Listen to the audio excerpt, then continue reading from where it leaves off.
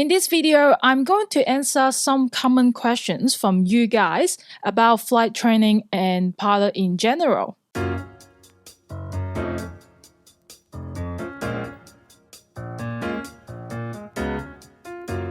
Hey, how's it going? This is Jane. I'm a flying instructor, charter pilot, and skydiving jump pilot in Australia. Look at my t-shirt there. There's a logo now, but still a plain t-shirt. I'm not selling you much at all, just an upgrade for this channel. Anyways, since I started this YouTube channel, I get some common questions, and I also ask everyone who follow me on Instagram what question they have. And these are topics I will talk about in this video. Feel free to jump around, otherwise I will really appreciate if you watch the whole video. First question, can you wear glasses to become a pilot? See this? These are just accessory to hide my face. Nah, these are actually real.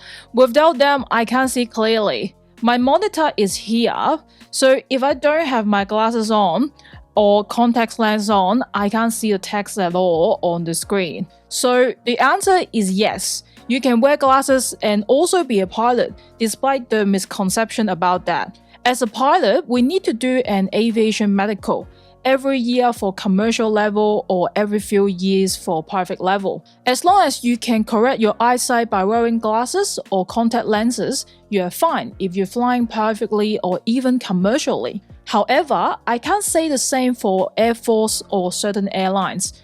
Air Force will still require perfect sight. Some Air Force may accept people with eyesight corrected by LASIK surgery.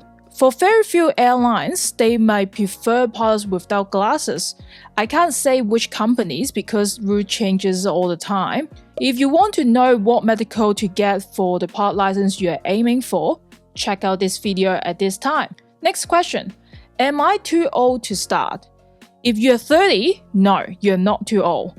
If you're 40, no, you're not old. If you're 50, no, you're not old.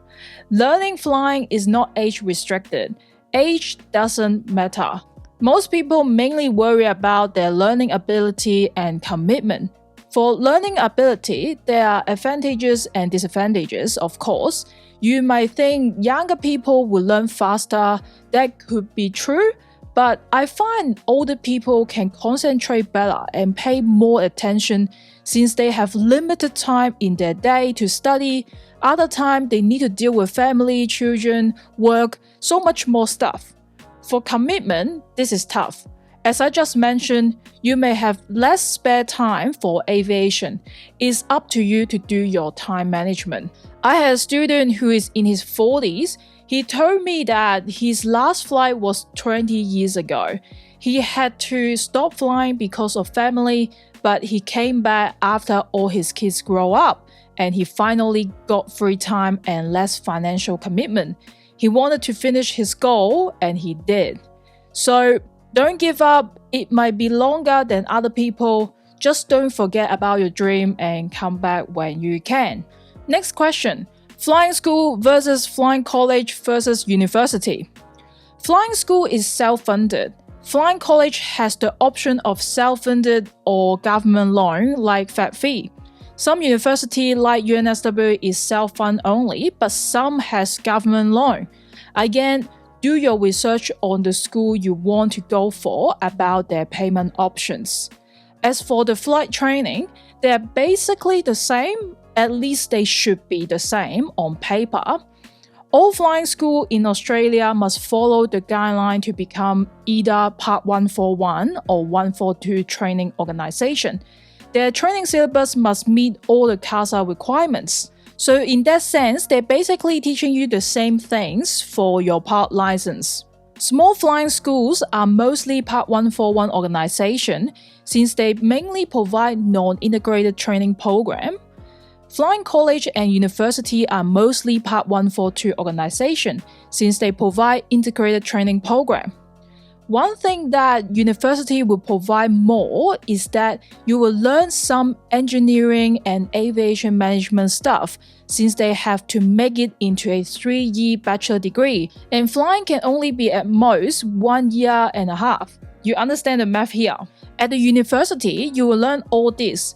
As you can see, you learn a lot more than just flying. It's up to you to determine if it's worth it or not.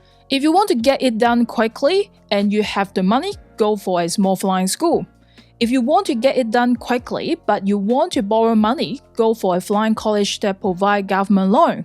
If you want a degree and you don't mind to spend more time, go for university. Next question. What flying school do you suggest? Personally, I don't suggest flying school because I don't know where you are located and I have never been to every single flying school in Australia, so I'm not in the position to tell you what I think about certain flying schools. Things change all the time. Some good school have bad instructor and some bad school has good instructor.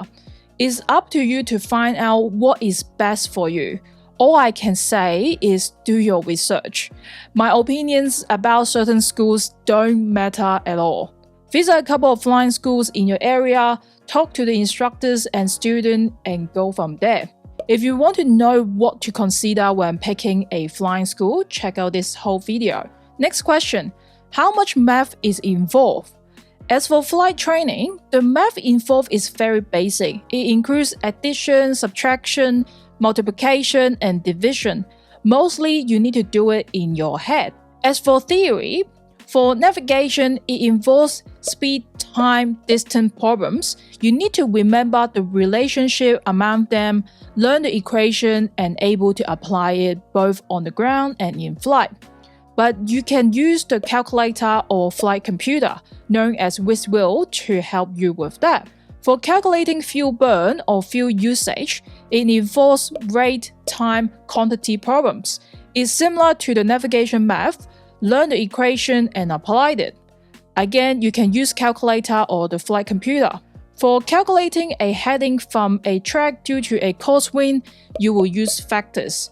You can use the flight computer for this as well. For aircraft loading, it requires weight and balance calculations. That mainly is addition and subtractions, also using graphs.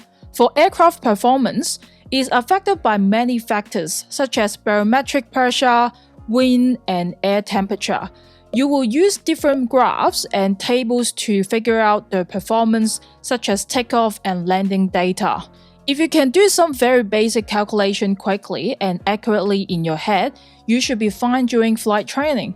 While you're going through the whole flight training, there will be a section in the textbook to focus on all the aviation math you need to know. It's mostly very straightforward. Next question. How much self-learning and study you need during flight training in any training organization? The answer is a lot. Self-learning and studying are very important to become a pilot. You need to have the motivation to learn more on your own. Most schools this day provide theory classes. However, there's no guarantee it will be good and effective, or basically suit your learning style. Personally, I mainly learn most of the stuff by reading textbooks and watching YouTube. I find doing it this way is quicker for me to learn instead of listening to a 3-hour lecture. The lecture can be great, but just not for me. Next question. Should I start CPL training in the current situation? Yeah, this is really tough. It depends on what your goals are. Do you want to be an instructor? Do you want to stay in the general aviation for a while? Do you want to be an airline pilot? That's probably the most popular answer.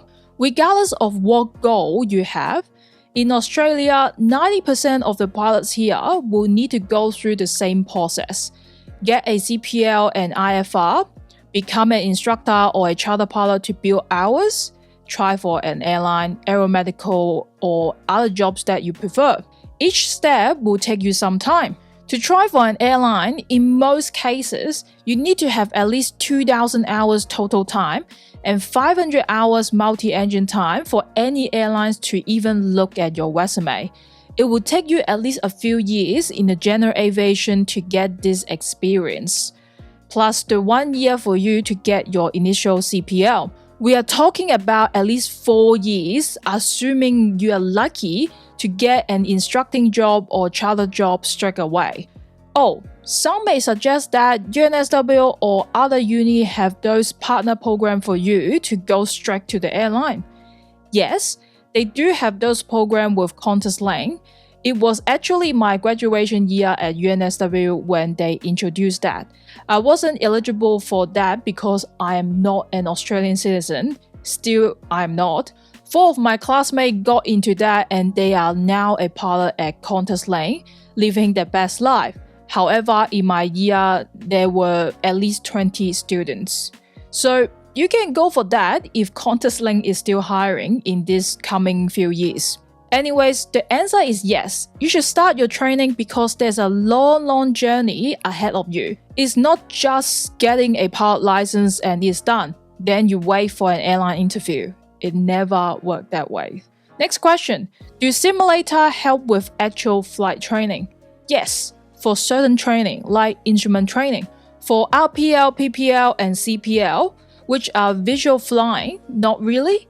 You're learning the fundamental of flying, which heavily rely on visual, sensation, control feedback, and muscle memories. Simulator may be able to give you the visual, but not the others. Also, flying simulator may develop a bad habit of looking at the instruments too much, but not outside. It could be helpful for you to learn the ground checks, such as going through the checklist. That's it.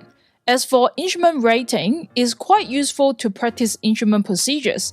That's why instrument rating training in any school start with the sim first. Next question, is that worth getting IFR before CPL? I would say yes, since the hours for you to learn IFR also counts towards the CPL. However, IFR is completely new training, is really difficult and is very sharp learning curve.